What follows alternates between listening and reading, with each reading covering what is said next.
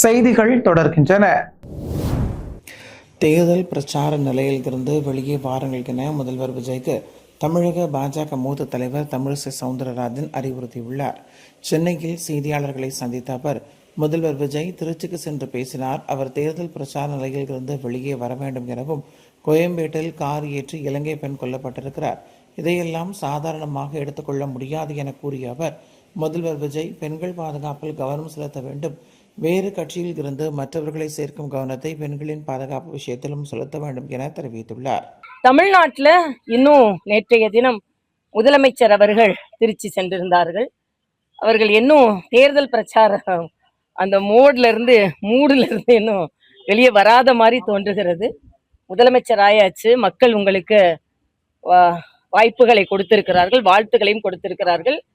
ஆனா உடனே போர்க்கால அடிப்படையில் பெண்களின் பாதுகாப்பு, இங்க நீங்க இந்த கோயம்பேடு வழியா தான் நான் வந்தேன். கோயம்பேடுல பட்ட பகல்ல கார் ஏற்றி ஒரு இலங்கை பெண் கொல்லப்பட்டிருக்கிறார். மிக இளவயது பெண். அவர் பார்ல உள்ள பிரச்சனை, அங்க பார் பிரச்சனை, அந்த பார்ல உள்ள பிரச்சனை வெளியே வந்து அவர் கொலை உண்டு இருக்கிறார். இதையெல்லாம் நம்ம சாதாரணமாக எடுத்துக்கொள்ள முடியாது. ஏதோ நான் 20 நாள் தான் ஆச்சு, 6 மாசம் யாரும் பேசாம இருக்கணும்னு சொன்னீங்க அப்படின்லாம் நாம வந்து அதை ஒரு எக்ஸ்கியூஸா எடுத்துக்கொள்ளவே முடியாது. எதிர்கட்சிகள் சொல்லத்தான் செய்வாங்க. ஆனா முதலமைச்சர் அவர்கள் குறிப்பாக பெண்கள் பாதுகாப்பில் இன்னும் அதிக கவனம் செலுத்த வேண்டும்.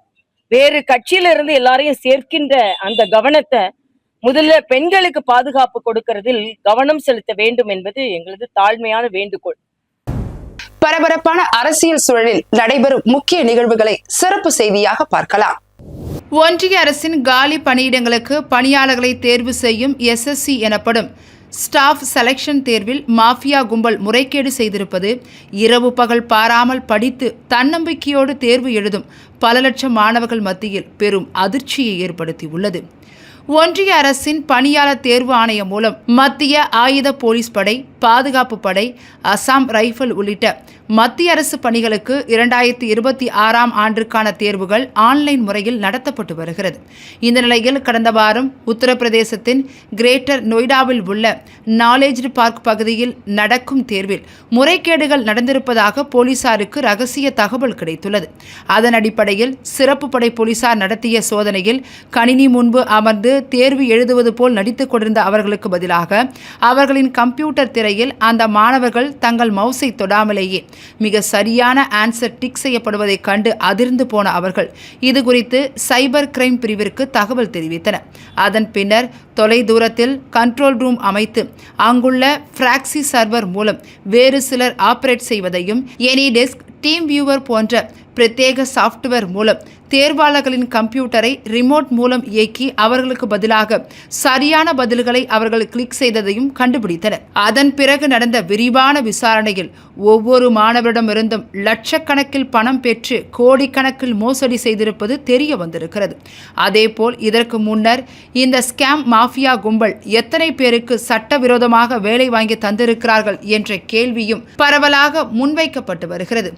கடந்த மே மாதம் 3ஆம் தேதி அன்று 23 லட்சம் மாணவர்கள் எழுதிய நீட் UGC தேர்வு வினாத்தாள் கசிவின் காரணமாக ரத்து செய்யப்படுவதாக தேசிய தேர்வு முகமை அறிவித்தது. இதற்கு மாணவர்கள் எதிர்ப்பு தெரிவித்து போராட்டங்களில் ஈடுபட்ட பொழுது, இனிமேல் OMR முறைக்கு பதிலாக ஆன்லைனில் நீட் தேர்வு நடத்தப்படும் என அறிவித்தார் ஒன்றிய கல்வித்துறை அமைச்சர் தர்மேந்திர பிரதான். ஆனால் ஆன்லைன் வழியில் நடத்தப்பட்ட SSC தேர்விலேயே நடந்த இந்த மோசடியானது தேர்வு முறையை கேள்விக்குறியாக்கியிருக்கும் நிலையில் தமிழ்நாடு அரசும் ஆன்லைன் மூலம் நடத்தும் போட்டித் தேர்வுகளில் மிகுந்த கவனத்தோடு இருக்க வேண்டும் என கோரிக்கை வைக்க துவங்கி இருக்கிறார்கள் தமிழக மாணவர்கள். தமிழ்நாட்டின் பல்வேறு பகுதிகளில் நடைபெற்ற நிகழ்வுகளை உங்க ஊர் செய்திகள் பகுதியில் தற்போது சுருக்கமாக பார்க்கலாம். செங்கல்பட்டு மாவட்டம் கோவளம் ஊராட்சியில் செயல்பட்டு வரும் STS தனியார் தொண்டு நிறுவனம் சார்பில் 4ஆம் ஆண்டு பள்ளிக்கல்லூரி மாணவ மாணவியர்களுக்கு கல்வி உபகரணங்கள் வழங்கும் விழா நடைபெற்றது. தொண்டு நிறுவனத்தின் தலைவர் சுந்தர் தலைமையில் நடைபெற்ற இந்த நிகழ்ச்சியில் சிறப்பு அழைப்பாளராக திரைப்பட இசையமைப்பாளரும் நடிகருமான ஹிப்ஹாப் ஆதி மற்றும் கோவளம் ஊராட்சி மன்ற தலைவர் சோபனா தங்கம் சுந்தர் ஆகியோர் கலந்து கொண்டு மாணவ மாணவர்களிடையே சிறப்புரையாற்றி எல்கேஜி முதல் கல்லூரி வரை பயிலும் மாணவ மாணவியர் 1796 பேருக்கு கல்வி உபகரணங்கள் அடங்கிய தொகுப்பினை வழங்கினார். மேலும் கல்லூரியில் பயிலும் 330 மாணவியருக்கு ஊக்கத்தொகையாக தலா 5000 ரூபாய் வழங்கப்பட்டது. இதேபோல் 10 மற்றும் 12ஆம் வகுப்பில் முதலிடம் பிடித்த மாணவர்களுக்கும் ஊக்கத்தொகை வழங்கப்பட்டது. அரியலூர் மாவட்டம் குன்னம் சட்டமன்ற உறுப்பினரும் முன்னாள் போக்குவரத்து மற்றும் மின்துறை அமைச்சருமான எஸ் சிவசங்கர் தன் தொகுதிக்குட்பட்ட பல்வேறு கிராமங்களில் வாக்களித்த மக்களுக்கு வீதி வீதியாக சென்று நன்றி தெரிவித்து வருகிறார். அதன்படி அரியலூர் மாவட்டம் செந்துறை ஊராட்சி ஒன்றியத்துக்குட்பட்ட கழுமங்கலம், பிலாக்குறிச்சி, பரணம், வீராக்கன், குமிழியம் உள்ளிட்ட பல்வேறு கிராமங்களில் நேரில் சென்று வாக்காளர்களுக்கு நன்றி தெரிவித்தார். அப்போது வீரக்கன் கிராமத்தில் மூதாட்டி ஒருவர் ஐவசங்கரை வாழ்த்தி முத்தமிட்டது நிகழ்ச்சியை ஏற்படுத்தியது. திருவாரூர் அருகே நீடாமங்கலத்தில் மறைந்த காங்கிரஸ் முன்னாள் நிர்வாகியும் நீலன் மெட்ரிகுலேஷன் பள்ளியின் நிறுவனருமான நீலன் கல்வி அறக்கட்டளை சார்பில் நீடாமங்கலம் சுற்றுப்பகுதியில் உள்ள கிராமங்களில் அரசு பள்ளியில் பயின்று 10ஆம் வகுப்பில் பொதுத் தேர்வில் பள்ளி அளவில் முதல் மதிப்பெண் பெற்ற மாணவ மாணவிகளுக்கு தலா 5000 ரூபாய் ஊக்கத்தொகை வழங்கும் நிகழ்ச்சி நடைபெற்றது. இந்த நிகழ்ச்சியில் மன்னார்குடி சட்டமன்ற உறுப்பினர் எஸ் காமராஜ், மதுரை ராமகிருஷ்ணன் மற்றும் பெற்றோர்கள், சமூக ஆர்வலர்கள், திருவாரூர் மாவட்ட நகர வட்டார காங்கிரஸ் கட்சியினர் கலந்து கொண்டு சிறப்பித்தனர். இவ்விழாவினை காங்கிரஸ் கமிட்டி திருவாரூர் மாவட்ட தலைவரும் நீலன் மெட்ரிக் மேல்நிலைப்பள்ளி பள்ளி தாளாளருமான நீலன் அசோகன், பள்ளி முதல்வர் குணசேனன் உள்ளிட்ட பலர் கலந்து கொண்டனர். ஈரோடு மாவட்டத்தில் சட்டவிரோத செயல்களை கட்டுப்படுத்தும் நோக்கில் ஈரோடு மாவட்ட காவல் கண்காணிப்பாளர் கிரண் ஸ்ருதி நேரடி மேற்பார்வையில் பல்வேறு தடுப்பு நடவடிக்கைகள் மேற்கொள்ளப்பட்டு வருகிறது. இந்நிலையில் இரவு ஈரோடு நாச்சியப்பா ரோடு பாய்மீன் கடை அருகே சட்டவிரோதமாக போதை மாத்திரைகள் விற்பனைக்காக வைத்துக் கொண்டிருப்பதாக கிடைத்த தகவலின்படி ஈரோடு நகர காவல் நிலைய போலீசார் ஈரோடு நாச்சியப்பா ரோடு பகுதிகளில் ரோந்து மேற்கொண்டு அங்கு சந்தேகப்படும்படியாக நின்று கொண்டிருந்த கௌரி சங்கர், விக்னேஷ், முகமது, ஜாமேல், தீபக் ஆகியோர் பிடித்து சோதனை செய்த போது அவர்களிடம் 2,70,000 ரூபாய் மதிப்புள்ள போதை மாத்திரைகள் இருந்தது கண்டுபிடிக்கப்பட்டது. இதனையடுத்து அவற்றை பறிமுதல் செய்த போலீசார் 4 பேரையும் கைது செய்து விசாரணை நடத்தி வருகின்றனர். மதுரையில் இருந்து புதுச்சேரிக்கு இளைஞர்கள் 6 பேர் சுற்றுலா வந்துள்ளனர். அப்போது அவர்கள் அரியாங்குப்பம் ஆர்கே நகர் பகுதியில் உள்ள மதுபான கடையில் மது அருந்திய பின்னர் குடிபோதையில் சொகுசு காரை ஓட்டி சென்றுள்ளனர். அப்போது ஓட்டுநரின் கட்டுப்பாட்டுக்கு இழந்த வாகனம் சாலையோரத்தில் நிறுத்தப்பட்டிருந்த 7க்கும் மேற்பட்ட இருசக்கர வாகனங்கள் மீது மோதியது. இந்த விபத்தில் அதிர்ஷ்டவசமாக யாருக்கும் காயம் ஏற்படவில்லை. இருப்பினும் பல இருசக்கர வாகனங்கள் சேதமடைந்தன. விபத்தை கண்டு அதிர்ச்சி அடைந்த அப்பகுதி பொதுமக்கள் காரில் இருந்தவர்களை மடக்கி பிடித்து தர்மடி கொடுத்து அரியாங்குப்பம் போலீசாரிடம் ஒப்படைத்தனர். இதுகுறித்து வழக்கு பதிவு செய்த போலீசார் விசாரணை மேற்கொண்டு வருகின்றனர். மயிலாடுதுறை மாவட்டம் தரங்கம்பாடி தாலுகா பெரம்பூர் கிராமத்தில் மிகவும் பிரசித்தி பெற்ற ஸ்ரீ திரௌபதி அம்மன் கோவில் உள்ளது. இந்த கோவிலின் 39ஆம் ஆண்டு தீமிதி திருவிழா கடந்த மாதம் 11ஆம் தேதி கொடியேற்றத்துடன் தொடங்கியது. அதனைத் தொடர்ந்து பக்தர்களுக்கு காப்பு கட்டப்பட்டு தர்மர் பிறப்பு, கிருஷ்ணர் பிறப்பு, வேல் விளைப்பு, திரௌபதி அம்மன் திருக்கல்யாணம் உள்ளிட்ட நிகழ்வுகள் தினம்தோறும் நடத்தப்பட்டது. விழாவின் முக்கிய நிகழ்வான தீமிதி திருவிழா இன்று வெகு விமர்சையாக நடைபெற்றது. இதில் ஏராளமானோர் கலந்து கொண்டு தீமிதித்து தங்களது நேர்த்தி கடனை செலுத்தினர். தொடர்ந்து அம்மனுக்கு சிறப்பு தீபாராதனை காட்டப்பட்டது. இதில் ஆயிரக்கணக்கான பக்தர்கள் கலந்து கொண்டு அம்மனை வழிபாடு செய்தனர். நீலகிரி திமுக மாவட்ட கழக கூட்டம் மாவட்ட கழக பொறுப்பாளரும் குன்னூர் சட்டமன்ற தொகுதி உறுப்பினருமான KM ராஜு தலைமையில் உதகையில் உள்ள தனியார் திருமண மண்டபத்தில் நடைபெற்றது. இந்த நிகழ்ச்சியில் திமுக துணை பொதுச் செயலாளரும் நீலகிரி நாடாளுமன்ற உறுப்பினருமான ராசா கலந்து கொண்டு சிறப்புரையாற்றினார். அப்போது பேசிய அவர், திமுக கண்டிடாத தோல்வியும் அல்ல, வெற்றியும் இல்லை. தமிழ்நாட்டில் தேர்தல் நடைபெற்று முடிந்த தேர்தலில் அரசியலுக்கும் பொது வாழ்க்கைக்கும் எந்த ஒரு தியாகமும் செய்யாமல் எவ்வித அர்ப்பணிப்பும் இல்லாமல் ஒரு கூட்டம் வந்துள்ளது. ஆனால் இந்தியாவில் தியாகத்தில் பிறந்து படிப்படியாக முன்னேறி இளைஞரணி செயலாளர், செயல் தலைவர், மேயர், துணைத் தலைவர், துணை முதலமைச்சர் என மிசாவில் கைது என பக்குவ மிகுந்த தலைவராக திமுக தலைவர் மு.க. ஸ்டாலின் திகழ்வதாக கூறினார். இதில் ஏராளமானோர் கலந்து கொண்டனர். திருவள்ளூர் மாவட்டம் கும்மிடிப்பூண்டி அடுத்த தேர்வாய் கண்டிகை கிராமத்தில் செயல்பட்டு வரும் தனியார் மதுபான ஆலைக்கு சுற்றுவட்டார பகுதிகளில் உள்ள தனியார் விவசாய நிலங்களில் ஆழ்துளை கிணறுகள் மூலம் தண்ணீர் எடுக்கப்பட்டு லாரிகள் மூலம் இரவு பகலாக விநியோகம் செய்யப்பட்டு வருவதாக பொதுமக்கள் குற்றம் சாட்டியுள்ளனர். இதுகுறித்து பொதுமக்கள் நடத்திய விசாரணையில் அரசு அனுமதி அளிக்காமல் தனியார் தண்ணீர் மதுபான ஆலைகளுக்கு வழங்குவது தெரியவந்தது.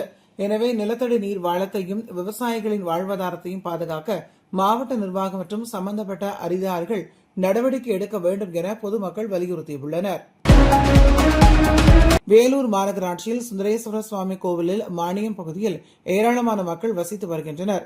இவர்களுக்கு கடந்த 2 மாதங்களாக குடிநீர் விநியோகம் செய்யப்படவில்லை என கூறப்படுகிறது. இதுகுறித்து அதிகாரிகளுக்கு பலமுறை புகார் அளித்து நடவடிக்கை எடுக்காததால் ஆத்திரமடைந்த அப்பகுதி மக்கள் சாலை மறியலில் ஈடுபட்டனர். பின்னர் இதுகுறித்து தகவல் அறிந்து வந்த காவல்துறையினர் பேச்சுவார்த்தையில் ஈடுபட்டதை அடுத்து அவர்கள் கலைந்து சென்றனர். இந்த திடீர் சாலை மறியலால் பரபரப்பு ஏற்பட்டது. சென்னை கொடுங்கூர் பகுதியை சேர்ந்த அபிராமி தாம்பரம் அடுத்த படப்பையில் உள்ள தமிழ்நாடு நெடுஞ்சாலைத்துறை அலுவலகத்தில் ரோடு ஆய்வாளராக பணிபுரிந்து வருகிறார். இந்நிலையில் பணி முடித்து படப்பையில் இருந்த வீட்டுக்கு இருசக்கர வாகனத்தில் சென்று கொண்டிருந்த போது முடிச்சூர் அருகே அபிராமி பின்னால் இருசக்கர வாகனத்தில் அதிவேகமாக வந்த மர்ம நபர் ஒருவர் அவர் கழுத்தில் அணிந்திருந்த 5 பவுன் தங்கச் செயினை பறித்துக் கொண்டு மின்னல் வேகத்தில் சென்றுள்ளார். இதில் நிலை குலைந்து கீழே விழுந்த அபிராமி கூச்சலிட்டதை அடுத்து செயின் பறிப்பில் ஈடுபட்ட நபரை விரட்டி பிடித்த அப்பகுதி மக்கள் பெருங்குளத்தூர் பீர்க்கன்கரணை போலீசாரிடம் ஒப்படைத்தனர். பின்னர் அவரிடம் நடத்திய விசாரணையில் அவர் சென்னை புளியந்தோப்பு பகுதியைச் சேர்ந்த ரமேஷ் என்பதும் பின்னர் 5 பவுன் நகையை அவர் பறிமுதல் செய்து போலீசார் அவரை கைது செய்து விசாரணை நடத்தி வருகின்றனர். திருவாரூர் மாவட்ட ஆட்சியர் அலுவலகம் முன்பு தமிழக விவசாயிகள் நல சங்கத்தினர் 2500க்கும் மேற்பட்ட விவசாயிகள் தமிழ்நாடு அரசு கூட்டுறவு வங்கிகளில் விவசாயிகளின் கடனை முழுமையாக தள்ளுபடி செய்ய வலியுறுத்தி மண்பானை சட்டியில் நாமமிட்டு கையில் ஏந்தியபடி கோஷமிட்டு நூதன முறையில் ஆர்ப்பாட்டத்தில் ஈடுபட்டனர். இதில் தமிழக விவசாயிகள் நல சங்கத்தின் தலைவர் சேதுராமன் தலைமையில் நிர்வாகிகள் ராமமூர்த்தி, அழகர் ராஜ், சத்தியமூர்த்தி, அலிவலம், ரவி, வைத்தியநாதன், மகேந்திரன், செந்தில்நாதன் உள்பட நிர்வாகிகள் பலர் கலந்து கொண்டனர். தேனி மாவட்ட புரட்சிகர சோசியலிஸ்ட் கட்சி சார்பில் மாவட்ட செயலாளர் கிருஷ்ணமூர்த்தி தலைமையில் தேனி பழைய பேருதலையம் அருகே ஒன்றிய அரசை கண்டித்து கண்டன ஆர்ப்பாட்டம் நடைபெற்றது. இந்த ஆர்ப்பாட்டத்தில் மாநில குழு உறுப்பினர் ராஜதுரை முன்னிலை வகித்த நிலையில் மாநில செயலாளர் ஜீவானந்தம் கண்டன உரை நிகழ்த்தினார். இந்த ஆர்ப்பாட்டத்தில் பெட்ரோல் டீசல் விலை உயர்வை கண்டித்து கோஷங்கள் எழுப்பப்பட்டது. இதில் தேனி மாவட்ட புரட்சிகர சோசியலிஸ்ட் கட்சி சார்பில் நிர்வாகிகள் ஏராளமானோர் கலந்து கொண்டு ஒன்றிய அரசுக்கு எதிராக ஆர்ப்பாட்டத்தில் ஈடுபட்டனர். சென்னை சேப்பாக்கம் பத்திரிகையாளர் மன்றத்தில் உலகின் மிக உயரமான எவரெஸ்ட் சிகரத்தை ஏறி கடந்த நிஷா சசிகுமார் மற்றும் அவரது தந்தை சசிகுமார் ஆகியோர் செய்தியாளர்களை சந்தித்தனர். அப்போது பேசிய சசிகுமார் எவரெஸ்ட் சிகரத்தை அடைவதற்காக கடந்த ஓராண்டாக பெங்களூரு மற்றும் மைசூருவை சுற்றியுள்ள மலைப்பகுதிகளில் தீவிர பயிற்சி மேற்கொண்டதாகவும் ஏப்ரல் 15ஆம் தேதி தொடங்கிய எவரெஸ்ட் பயணத்தில் 28 பேர் கொண்ட குழுவுடன் பங்கேற்று சுமார் 40 நாட்கள் நீண்ட பயணத்துக்கு பிறகு சிகரத்தை அடைந்தனர் எனவும் வரும் நவம்பர் மாதத்துக்குள் 7 கண்டங்களில் உள்ள உயரமான சிகரங்களையும் அடையும் இலக்கை நிறைவேற்ற உள்ளதாகவும் தெரிவித்தார். தூத்துக்குடி மாவட்ட ஆட்சித்தலைவர் அலுவலகத்தில் அமைச்சர்கள் மதன்ராஜ் மற்றும் ஸ்ரீநாத் கலந்து கொண்டு ஆய்வுக் கூட்டம் நடைபெற்றது. இந்த கூட்டத்தில் திமுக எம்எல்ஏக்கள், முன்னாள் அமைச்சர் அனிதா ராதாகிருஷ்ணன் மற்றும் மார்க்கண்டேயன், கருணாநிதி ஆகியோர் பங்கேற்றனர். இதனை அடுத்து செய்தியாளர்களை சந்தித்த முன்னாள் அமைச்சர் அனிதா ராதாகிருஷ்ணன், திராவிட முன்னேற்ற கழகத்துக்கு போட்டி எந்த கட்சியும் இல்லை, ஒரே கட்சி திராவிட முன்னேற்ற கழகம்தான், அதற்கு போட்டியாக எந்த கட்சியும் இல்லை, வரும் தேர்தல்களில் தமிழக வெற்றிக் கழகம்தான் வெற்றி பெறும் என தமிழக முதல்வர் கூறியுள்ளதற்கு வெற்றி பெறுவது குறித்து பொறுத்திருந்து பார்ப்போம் என தெரிவித்தார்.